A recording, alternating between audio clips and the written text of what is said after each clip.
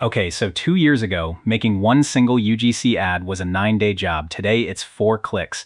I'm going to show you the entire thing, nothing hidden. And look, I'm not going to skip the boring parts because the boring part is the part that actually decides whether your ads are any good. This is the whole video in one frame. On the left, how it used to work. On the right, what it turned into. I'll spoil it now. The fast part isn't what's interesting. What's interesting is that you approve everything before you spend any money. That's the whole thing. So here's the plan. The old loop, what actually changed, then the full walkthrough on screen, and then where people still get it wrong. Here's what one ad used to look like on a calendar. Find someone, brief them, wait for filming, then revisions. 9 days if nothing goes wrong. Something always goes wrong. And it cost about $420. Not for an ad that works, right? For an ad. Whether it converts is a completely separate question.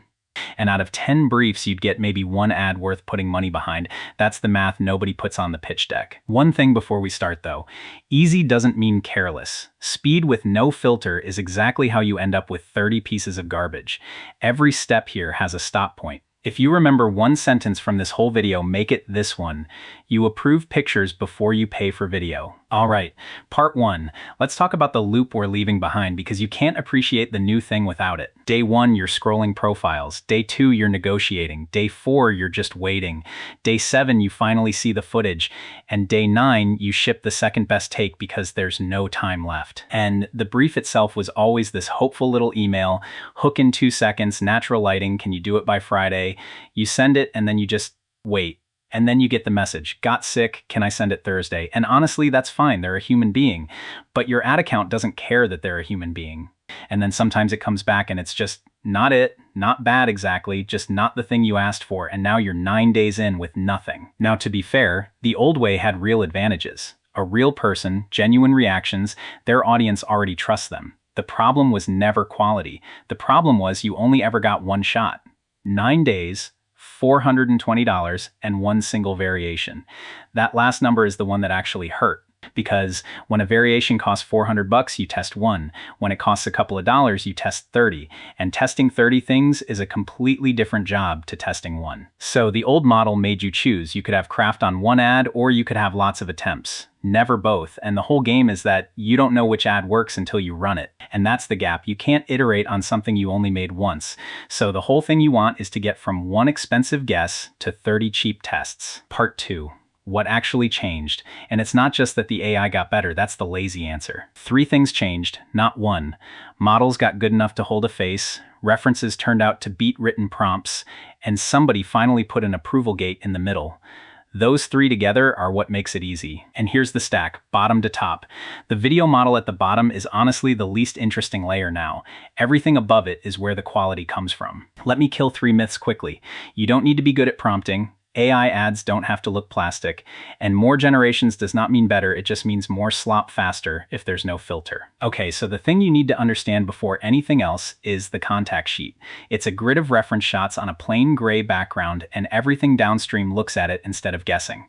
And it isn't 4 pretty pictures, it's 8 or more, and some of them are zoomed right in on the label and the texture, because that detail is the first thing that falls apart across a batch. Here's why that matters.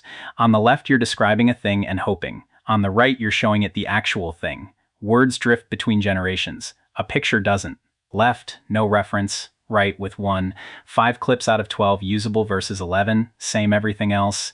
That difference is not subtle. And this is the thing. One good clip was never the hard part.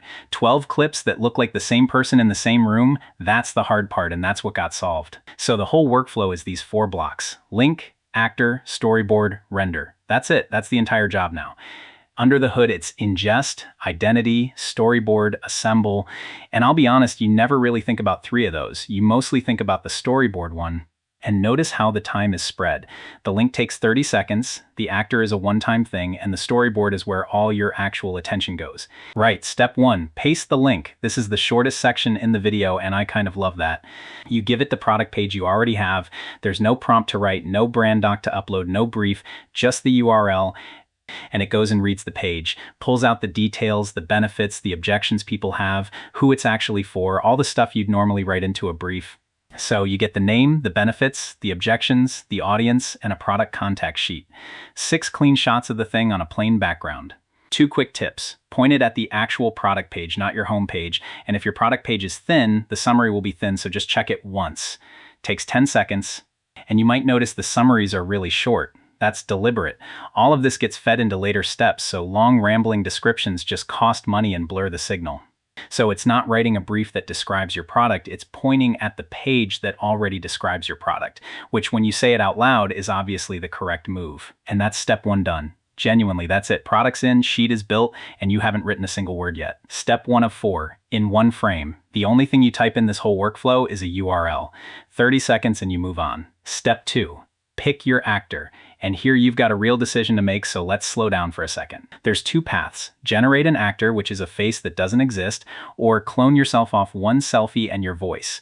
Both end up in exactly the same place. And this is the library. Here's the bit people miss. You build an actor once and then reuse them forever.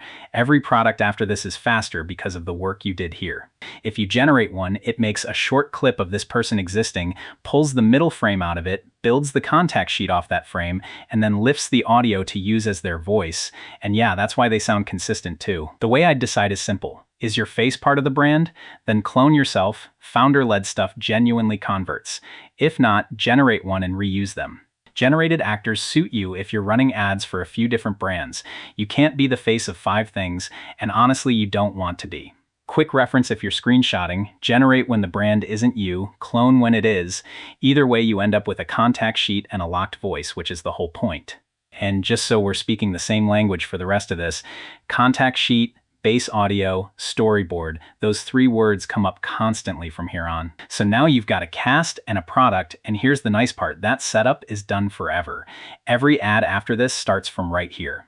Step 3, the storyboard. Okay, so if you skip anything in this video, don't skip this bit, because this is where the whole thing actually lives. Here's the rule. Nothing gets rendered until you say so, not 1 second of video. You look at pictures first. So this is it running. The scenes come back as still images, 1 per beat, and you either approve them or you send them back. And sending them back is free, which is the entire trick. And a single frame is carrying a lot. The room, the actor, the product, the camera angle, all 4 of those have to survive into the video, and if the still is wrong, the video is wronger. Per scene, you get 3 things: the picture, the line they say over it, and where it sits in the sequence. That's genuinely all you need to judge it. Think about it as a 2x2. Rejecting a picture costs nothing. Rejecting a video means you already paid for it. So obviously you want the decision to happen on the left side, because above the water it just looks like a picture of someone holding your product. Under it, there's the actor sheet, the product sheet, the continuity from the previous frame, and the realism rules. You don't manage any of that, but it's all there. 3 rules I'd give you. If the still looks fake, the clip looks worse. Motion never rescues anything. Reject based on the product, not the vibe. And judge it at phone size, because that's where it's getting watched. So do zoom in and read the label. Check the hands. Hands tell on everything. Compare frame 2 against frame 1. And don't approve a whole batch off thumbnails. That's just gambling with extra steps. If you remember 3 things.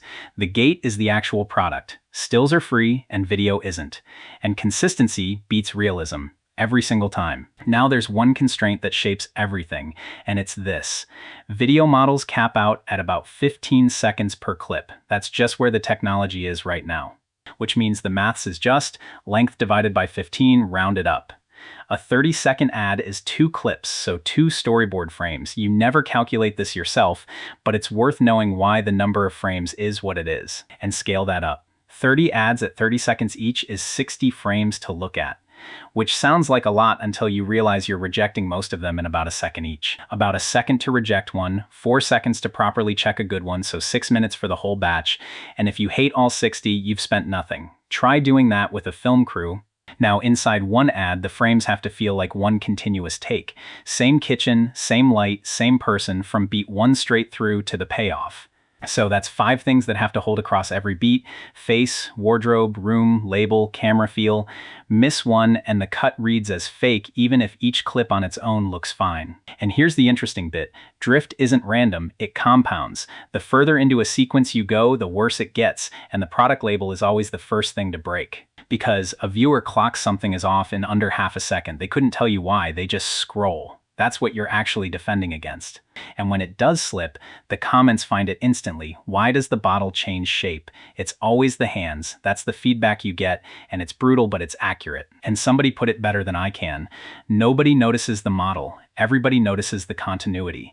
That's exactly right, and it's why the reference sheet matters more than which model you picked. 2 bits of pushback I get a lot. 60 frames sounds like work, and if it's this easy, everyone floods the feed. Both fair. The answer to both is the same: the gate. Volume without a filter is slop. Volume with a filter is testing. Same output, completely different job, and honestly, that's the sentence I'd tattoo on this whole category. Okay, so what do you actually do when a frame comes back wrong? Because that's the normal case, not the exception. First thing, work out what's wrong. Is it the product, the actor, or the scene? Because the fix is different for each one and people waste a lot of time guessing. And it's genuinely just a board. Some frames sent back, some coming round again, some locked. You work down it until the approved column is full. 3 fixes, in this order. Regenerate the frame. If every frame has the same problem, go fix the reference sheet instead. And if it still fights you, honestly, just cut the beat. Not every idea wants to be a shot. On a typical batch, about 2/3 sail through first time, a quarter need one more roll, and you bin the rest. That ratio's been pretty stable for me. And every single rejection we just talked about was free. We have not spent one video credit yet. That's the whole point of doing it in this order. Changing your mind at the storyboard costs $0. Changing your mind after the render costs about $14 a pop. Same decision, wildly different price, purely because of when you made it. So on a batch, roughly half your would-be spend gets killed at the storyboard before it becomes video. That's not a discount, that's just not paying for things you didn't want. Which means most of what you spend actually ends up inside an ad you'd run. Compare that to generating first and picking later, where you're paying for every miss. Step 4, render. And this bit's genuinely boring, which is exactly what you want from it. You hit go, and it queues everything up beat by beat, ad by ad, and now you close the tab because there is nothing for you to do here. Behind the scenes, each job moves through queued, generating, merging, done. And if something fails halfway, it doesn't just eat your credits, it comes back. It's just this loop over and over. Generate a beat, check it, next beat, and then the clips get joined into one finished file. And the joining is honestly the least magical part of this entire stack. 2 clips, stuck end to end, done. Nobody's getting a patent for that bit. And what you get back is just a folder of finished vertical MP4s named by the angle they're testing with the approved frames kept alongside them. So the hour looks like this. You hit render, you go do something else, first ads land after about 20 minutes, and the whole batch is done inside the hour. And you get the ping when it's done. That's toggleable in settings, by the way, if you'd rather not be told about every batch. It's right there in settings, on by default because most people want to know, but it's one click if you don't. You can pick which model does the generating, and I want to be careful here because this is the part everyone obsesses over and it matters way less than they think. The way I actually use them. Cheapest one for the first pass because most of a batch is getting killed anyway.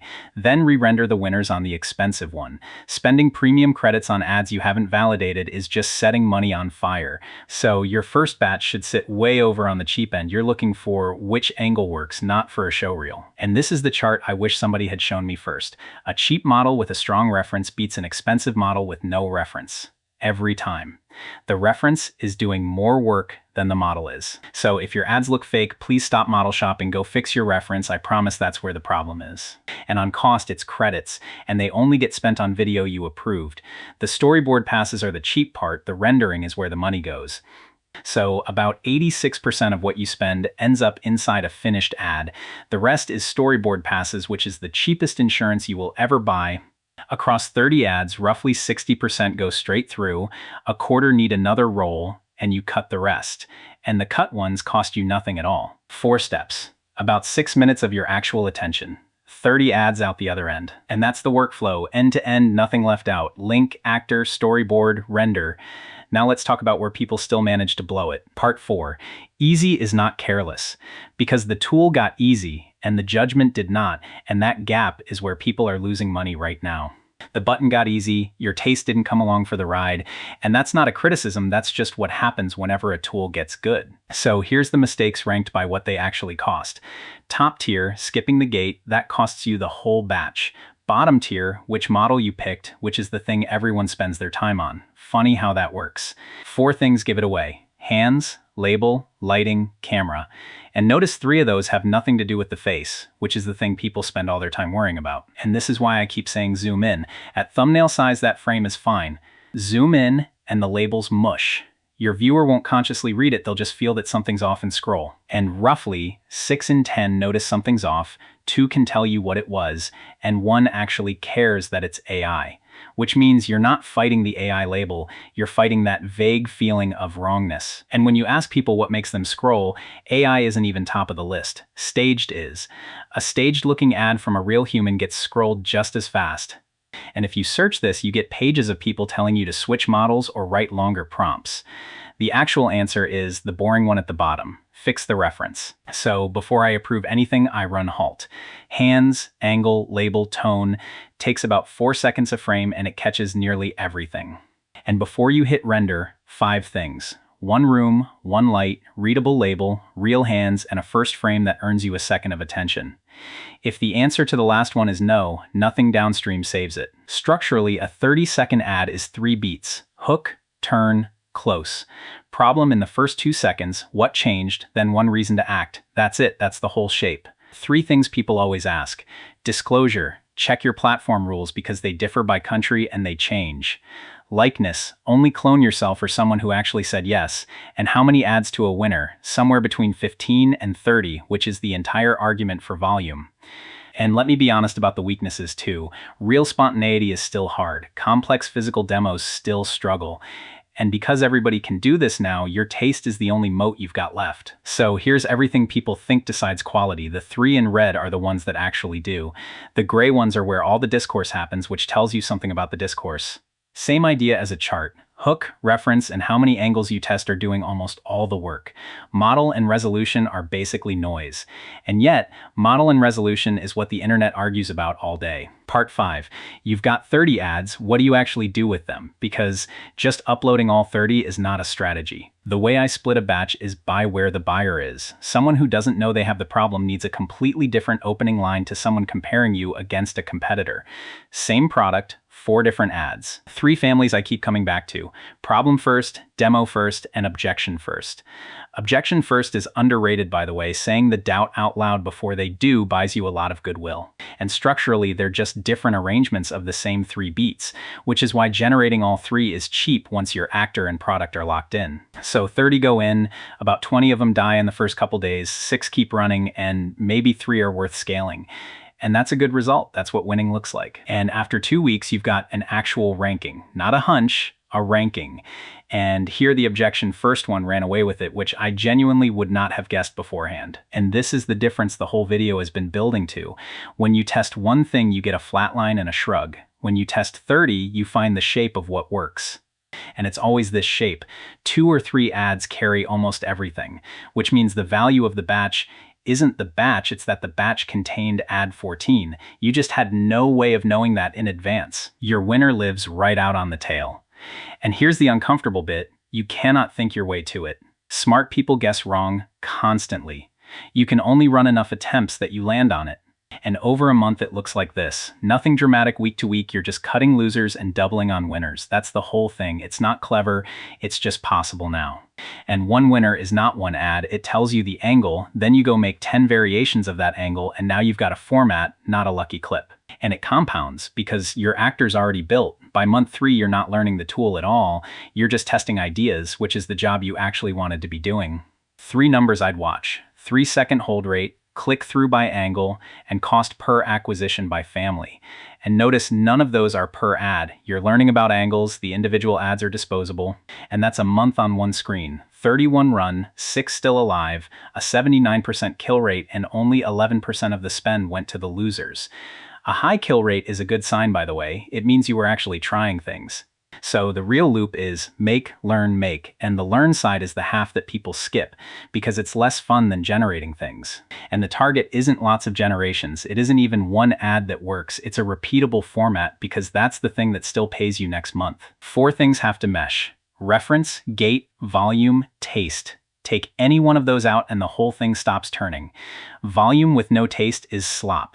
Taste with no volume is what you had 2 years ago. All right, let's wrap this up into something you can actually remember tomorrow. If you skip to the end, this is the video. 1 link in, 6 minutes of attention, free to reject anything, 30 ads out. Then versus now. Faster, cheaper, way more variations. And that last row is the honest trade. You now make 60 small decisions you never used to make. That's the work that's left, and it's the right work. And if you take one sentence, take this one. Approve the pictures before you pay for the video. Link, actor, storyboard, render. That's genuinely it. Everything else in this video was me explaining why those 4 steps are in that order. So that's the whole thing. Start to finish, nothing hidden and nothing sold to you. Paste the link, build the actor once, approve while it's free, then go kill your losers fast. Everything I used is linked in the description, the prompt pack, and the example ads, all free. And yeah, if you want the next one of these, subscribe.